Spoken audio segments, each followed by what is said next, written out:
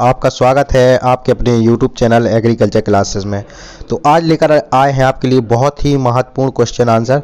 तो ये जो टेस्ट सीरीज है इसमें लगभग 500 महत्वपूर्ण क्वेश्चन आंसर होंगे, कृषि विज्ञान के 500 महत्वपूर्ण प्रश्न होंगे।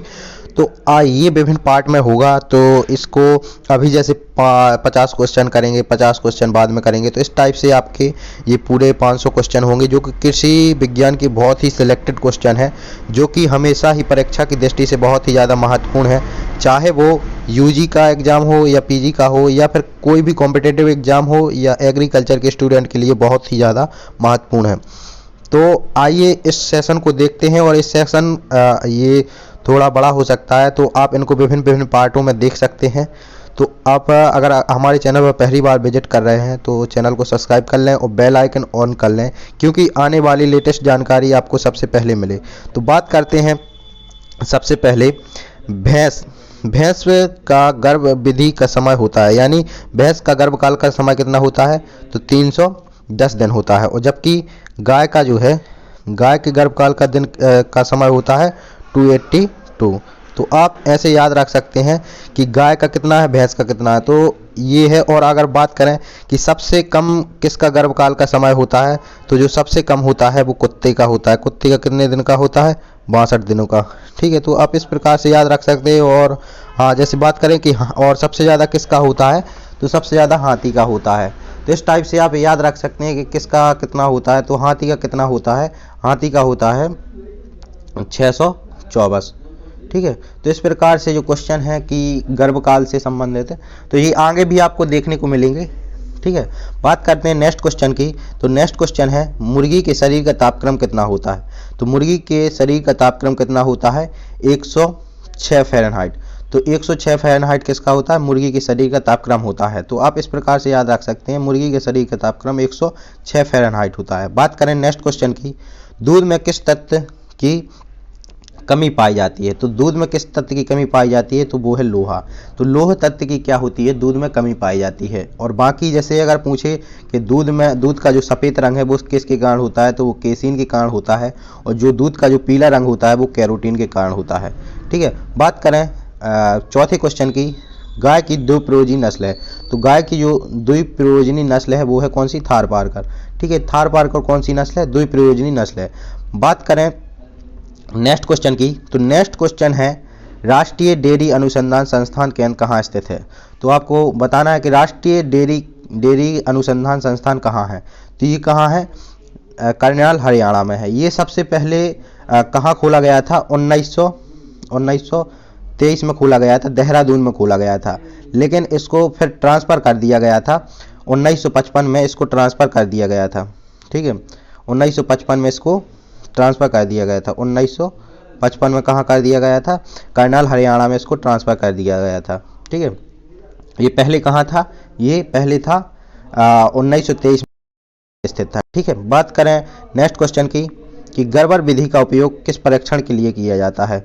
तो गर्बर विधि का प्रयोग किस परीक्षण के लिए किया जाता है, तो गर्भ विधि का जो परीक्षण है वो बसा परीक्षण के लिए किया जाता है। तो गर्भ विधि का उपयोग किस परीक्षण हेतु की करते हैं, तो बसा परीक्षण के लिए करते हैं। ठीक है, बात करें नेक्स्ट क्वेश्चन की कि गाय की दुग्ध सिराओं में क्या होता है। तो जो गाय की जो दुग्ध सिराएं होती हैं उनमें क्या होता है, तो उसमें क्या होता है, खून होता है। क्योंकि एक कन्फ्यूजन वाला क्वेश्चन रहता है कि गाय की दुग्ध सिराओं में, दुग्ध आता है तो आदमी कन्फ्यूजन हो जाता है कि दुग्ध सिराओं में दूध ही होगा, तो ऐसा नहीं, कुछ नहीं है। तो उसमें क्या होता है, खून होता है। ठीक है, तो ये आप ऐसे याद रख सकते हैं। बात करें नेक्स्ट क्वेश्चन की,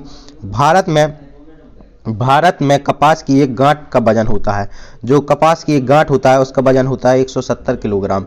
तो भारत में एक कपास की एक गांठ का वजन कितना होता है, 170 किलोग्राम। ठीक है, बात करें नेक्स्ट क्वेश्चन की, तो नेक्स्ट क्वेश्चन है, गंगा की जो भी किस्में हैं वो सब लगभग गंगा की ही 100% है। जैसे कि गंगा फर्स्ट, गंगा, तो ये जो है गंगा 11, तो ये गंगा किसकी है, मक्का की किस्में हैं। ठीक है, तो ये जो गंगा वाली सीरीज है ये किसकी है, मक्का की है। तो आप इस याद रखें, गंगा अगर आपको देखने को मिलता है कि गंगा किसकी किस्म है, तो मक्का की होगी। ठीक है, तो मक्का की संकर किस्म कौन सी है, गंगा 11। ठीक है, तो आप ऐसे याद रख सकते हैं।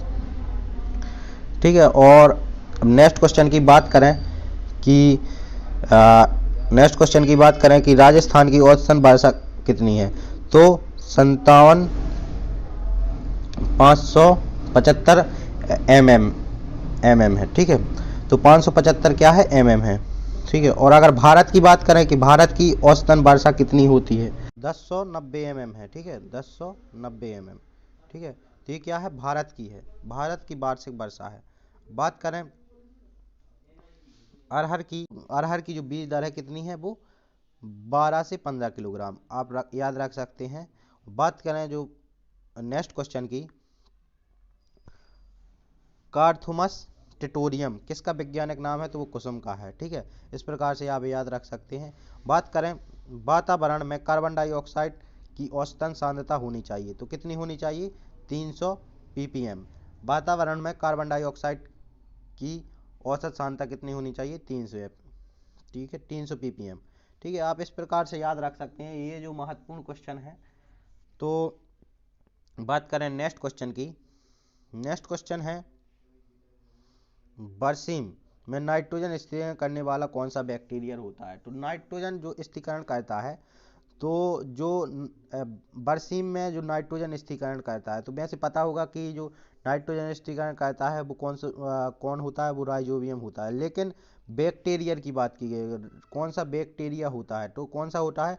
Rhizobium trifolium, Rhizobium trifolia. ठीक है, राइजोबियम ट्राइफोलिया क्या होता है? ये बैक्टीरिया होता है। ये क्या है? वायुमंडल से नाइट्रोजन को फिक्सेशन करता है। ठीक है, बात करें नेक्स्ट क्वेश्चन की, नेक्स्ट क्वेश्चन है आवश्यक पादप पोषक तत्व नहीं है, तो कौन सा पोषक तत्व है जो कि नहीं है? आवश्यक पादप पोषक तत्व नहीं है, तो क्या है? आयोडीन नहीं है।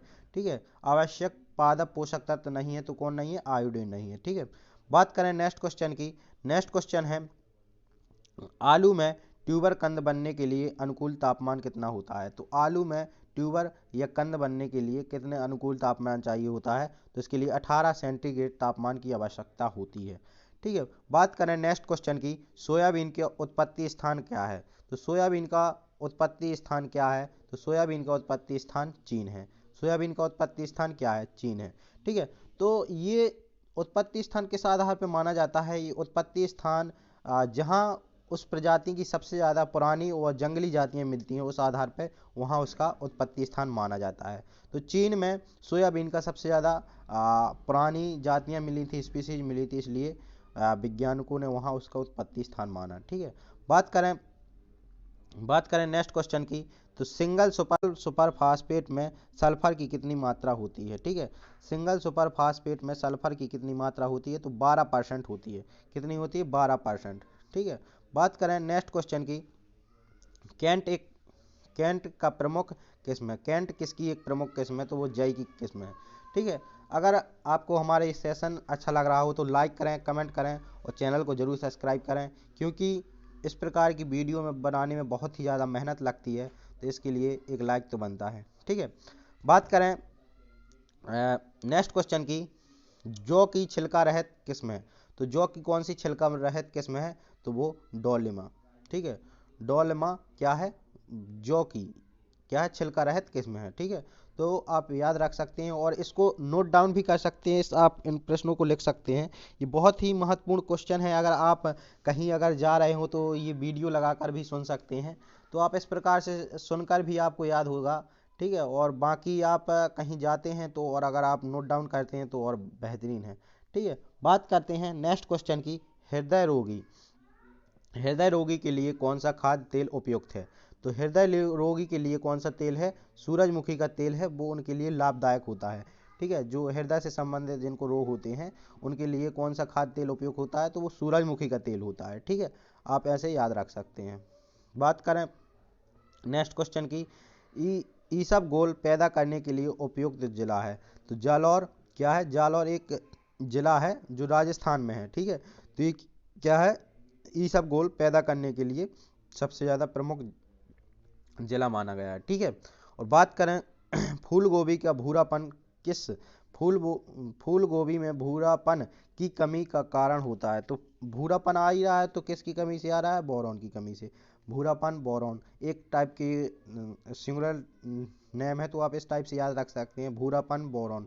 ठीक है, तो ये है आप याद रख सकते हैं इस प्रकार से। ठीक है, बात करें नेक्स्ट क्वेश्चन की, कौन सा फल उष्ण जलवायु का फल है। ठीक है, कौन सा फल उष्ण जलवायु का है, तो कौन सा है, आम है। आम क्या है, उष्ण जलवायु का फल है। ठीक है, बात करें कद्दू की बीज दर कितनी होती है, तो कद्दू की जो बीज दर होती है वो होती है 5 से 6 किलोग्राम प्रति हेक्टेयर।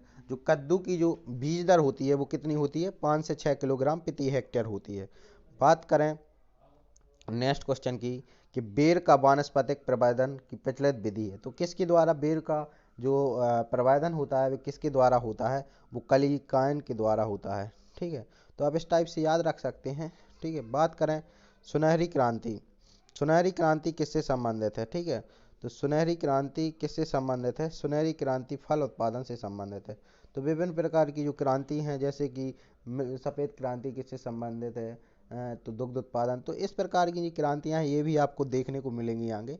बात करते हैं नेक्स्ट क्वेश्चन की, तो कुल घुलनशील ठोस पदार्थ द्वारा ज्ञात किया जाता है, तो किसके द्वारा ये ज्ञात किया जाता है, रेफ्टोमीटर द्वारा ज्ञात किए जाते हैं। ठीक है, तो इस प्रकार से जो क्वेश्चन हैं वो आप याद रख सकते हैं। बात करें अर्का सूर्यमुखी एक उन्नत किस्म है, तो अर्का जो है, अर्का किस्म किसकी है, अर्का सूर्यमुखी एक उन्नत किस्म है, तो किसकी है, ये कद्दू की एक उन्नत किस्म है। बात करें फलों को पकने के लिए कौन सा उपयोगी हार्मोन है, तो एथाइलिन क्या है, फलों को पकाने के लिए एक उपयोगी हार्मोन है एथाइलिन। ठीक है, तो आप इस प्रकार से याद रख सकते हैं। और किस फल में विटामिन सी की सर्वाधिक मात्रा पाई जाती है, तो किस में पाई जाती है, आंवले में विटामिन सी की सर्वाधिक मात्रा पाई जाती है। अगर वैसे देखें कि सबसे ज़्यादा किस में पाई जाती है, तो बारबट चेरी में पाई जाती है। और अगर ऑप्शन में अगर आपको दिखे तो ऑप्शन में आप लगा सकते हैं, अगर आंवला है, बारबट चेरी नहीं है तो आंवला लगा सकते हैं। बात करें जेली में कुल घुलनशील ठोस पदार्थ की मात्रा कितनी होती है, तो जो जेली होती है उसमें कुल घुलनशील ठोस पदार्थ की मात्रा कितनी होती है, 65%।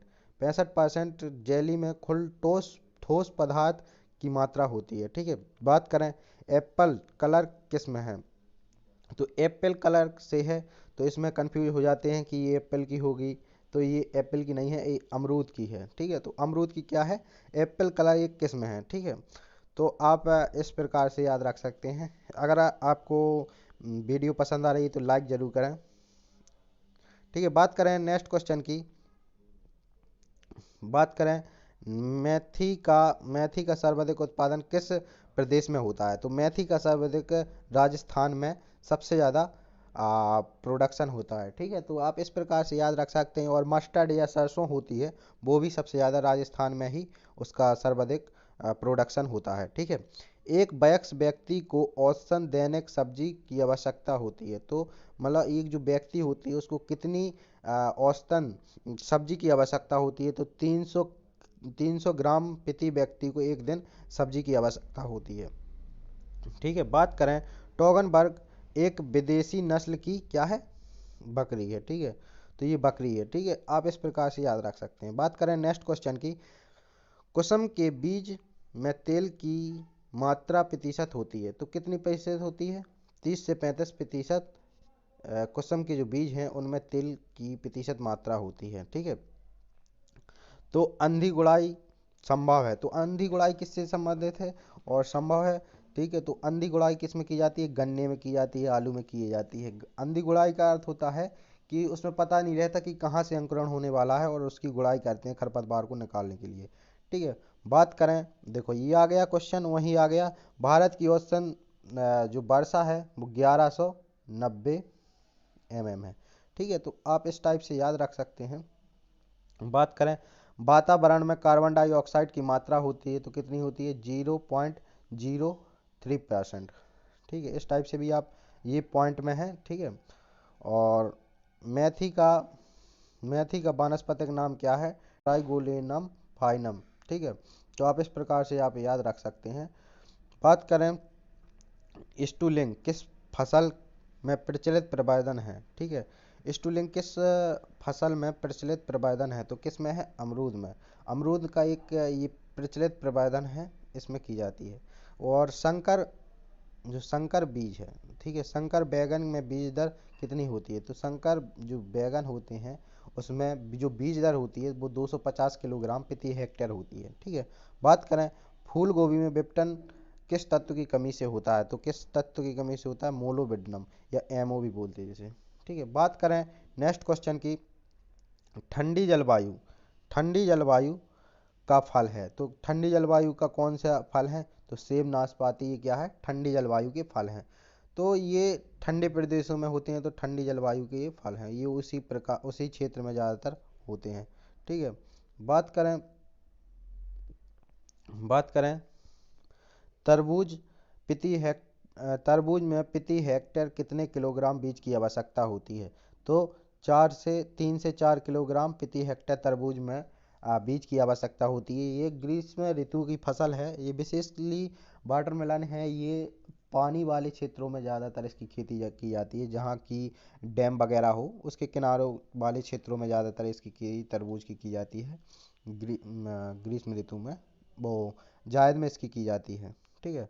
तो जायद में है जो कि तरबूज ककड़ी वगैरह ये सब ग्रीष्म ऋतु में की जाती है, गर्मी में। बात करें नेक्स्ट क्वेश्चन की, तो हनी ड्यू व पूसा डिलीशियस किस्म किसकी है? तो ये पपीता की है, ठीक है। तो ये पपीता की किस्म है, तो ये पपीता की किस्म आप देख सकते हैं, ठीक है। बात करें नेक्स्ट क्वेश्चन की, तो फसलों में पाला से बचाने के लिए सल्फ्यूरिक अम्ल का कितने % छिड़काव करते हैं? तो जो पाला के बचाने के लिए विभिन्न प्रकार की उपयोग किए जाते हैं, लेकिन कुछ जो उसमें पाले से बचाने किस रसायन का प्रयोग किया जाता है? तो सल्फ्यूरिक अम्ल का प्रयोग किया जाता है। और कितना % उसकी मात्रा होती है? 0.1% उसकी मात्रा होती है। वैसे तो पाले से बचाने के लिए वैसे देसी तरीके हैं, जैसे कि धुआं को करना, ठीक है, चारों ओर पाल को बिछा देना, इस प्रकार से जो तकनीक होती है तो वो करते हैं, ठीक है। बात करें नेक्स्ट क्वेश्चन की, तो नेक्स्ट क्वेश्चन है गो गांठ गोभी में गांठ गोभी बोई जाती है, तो कब बोई जाती है? जो गांठ गोभी है वो रबी के सीजन में बोई जाती है। तो ये रबी के सीजन में गांठ गोभी बोई जाती है, तो ये भी महत्वपूर्ण क्वेश्चन है कि गांठ गोभी कब बोई जाती है? तो ये रबी में बोई जाती है, ठीक है। बात करें जैम में कुल घुलनशील ठोस पदार्थ की मात्रा होती है, जैम में जो कुल ठोस घुलनशील मात्रा होती है वो 65 से 68% जो प्रतिशत मात्रा होती है जैम में, तो ये होती है। अब ठीक है, बात करें अब ये नेक्स्ट क्वेश्चन, जो अब आगे के जो प्रश्न है वो आपको नेक्स्ट सीरीज में मिलेंगे, तो आपके लिए एक ये कमेंट बॉक्स में आप बताना इसका। भिंडी तो आपने देख ही लिया होगा, एबेल मोस्कस एस्कुलेंटस किसका वानस्पतिक नाम है? तो भिंडी का है। तो अब नेक्स्ट जो क्वेश्चन है जो इसका आपको कमेंट में बताना है कि मानव आहार में प्रतिदिन सब्जी की आवश्यकता होती है, तो कितनी सब्जी की आवश्यकता मानव आहार के लिए प्रतिदिन कितनी सब्जी की आवश्यकता होती है, ठीक है। तो मानव आहार के लिए प्रतिदिन सब्जी की आवश्यकता को आप बताना है कि कितनी आवश्यकता होती है, तो आप कमेंट में बताएं, तो आप कमेंट में ज़रूर बताएं। मिलते हैं नेक्स्ट वीडियो में, और आपको नेक्स्ट सेशन जल्द ही मिलेगा, तो आप कमेंट करें, लाइक करें और चैनल को और दोस्तों के साथ ज़रूर शेयर करें। मिलते हैं नेक्स्ट वीडियो में, तब तक के लिए जय हिंद।